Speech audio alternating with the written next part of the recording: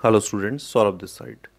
बच्चों, आज हम क्लास 12th की बिजनेस स्टडीज़ में बिजनेस इन्वायरमेंट चैप्टर स्टार्ट करेंगे। तो बिजनेस इन्वायरमेंट का बेसिकली यहाँ पे मतलब जानेंगे, उसके बाद धीरे धीरे हम इसको शुरू करेंगे। तो बिजनेस इन्वायरमेंट का मतलब देखो, जब भी इन्वायरमेंट शब्द हमें सुनने को मिलता है तो हमें ऐसा लगता है कि कहीं पेड़ पौधों के बारे में बात हो रही है, वादियों के बारे में बात हो रही है, नदी के बारे में बात हो रही है, लेकिन यहाँ पे इस तरह का कुछ नहीं है। यहाँ पे इन्वायरमेंट का मतलब बेसिकली क्या है, ऐसी सराउंडिंग्स जिससे बिजनेस कवर होता है। जैसे अगर मैं बात करूं कि मेरा बिजनेस है यहाँ पर, और मेरे बिजनेस के आसपास गवर्नमेंट काम कर रही है, तो बेटा गवर्नमेंट मेरा इन्वायरमेंट हो गया। मेरे आसपास मेरी सोसाइटीज़ है तो मेरा सोसाइटी इन्वायरमेंट हो गया। तो यहाँ पे इन्वायरमेंट का मतलब वो सराउंडिंग्स के बारे में हम बात करने वाले हैं जिससे बिजनेस घिरा हुआ है।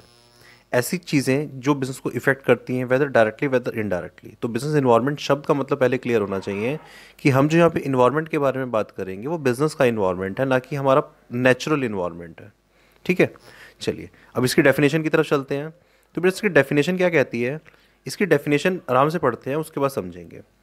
It refer to sum total of all individual firms and other institutions.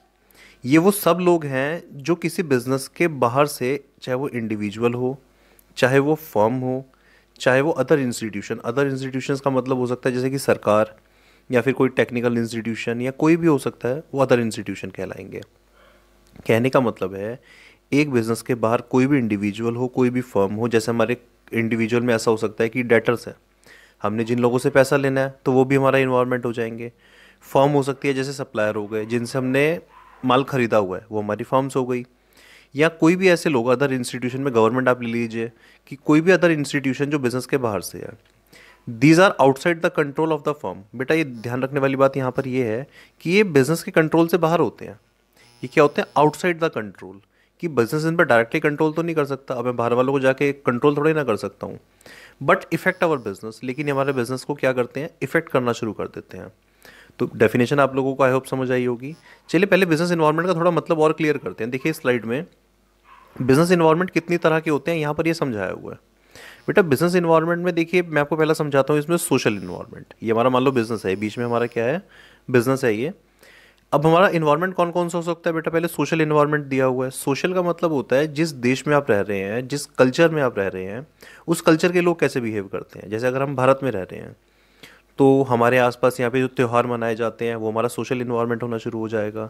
जैसे हमारे आसपास दिवाली मनाई जाती है, ईद मनाई जाती है, क्रिश्चियंस का त्यौहार आ जाता है, और भी बड़े सारे धर्म हैं उनका त्यौहार आता रहता है। तो हमारे क्या कहलाएगा बेटा, सोशल इन्वायरमेंट कहलाएगा।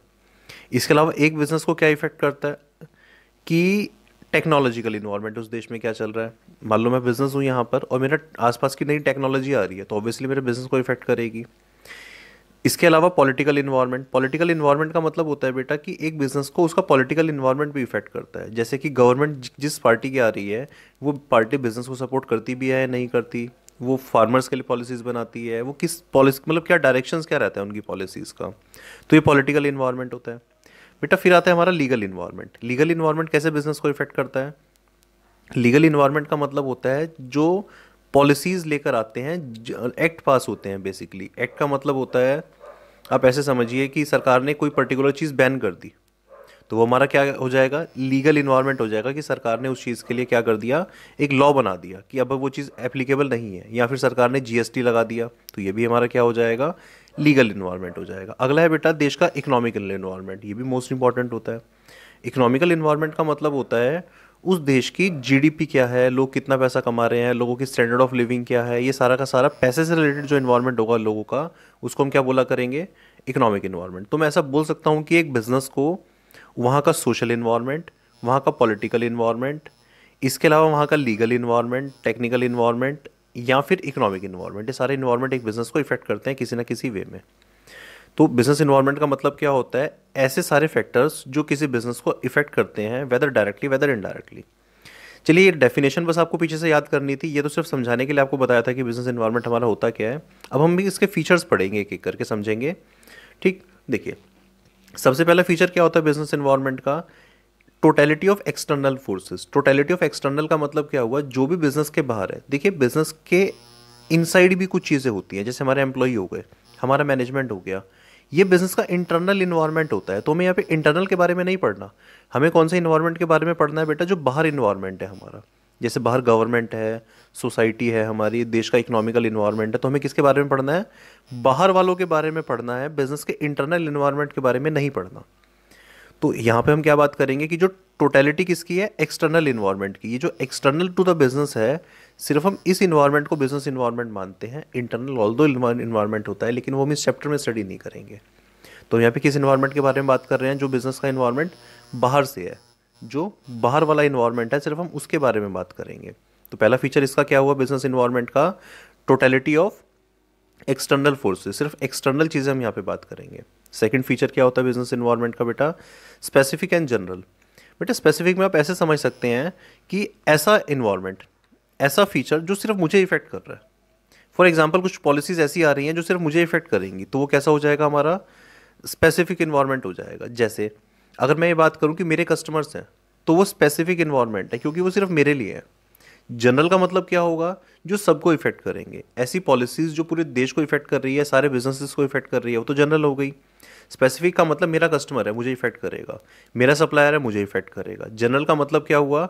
जनरल में बेटा जीएसटी आ गया, सरकार ने नई पॉलिसी लेकर आई गुड्स एंड सर्विस टैक्स की, जीएसटी की। ये जीएसटी क्या सिर्फ मेरे लिए आया? नहीं नहीं, ये तो सबके लिए आया। तो जीएसटी क्या हो जाएगा बेटा? General environment. जबकि स्पेसिफिक में क्या आएगा? मेरा कस्टमर, मेरा सप्लायर, ठीक, जिनसे मैं माल मंगा रहा हूँ या जिन्हें सामान बेच रहा हूँ। तो स्पेसिफिक में क्या आ जाएगा? जो सिर्फ मुझे इफेक्ट करते हैं। जबकि जीएसटी जैसे जनरल फोर्सेज में क्या आ जाएगा? जो चीज़ें सबको इफेक्ट करती हैं। अगला फैक्टर क्या होता है, फीचर क्या होता है बिजनेस इन्वायरमेंट का बेटा? Inter relatedness. अब ये इंटर रिलेटेडनेस क्या है बेटा? इंटर रिलेटेडनेस का मतलब यहाँ पर क्या होता है?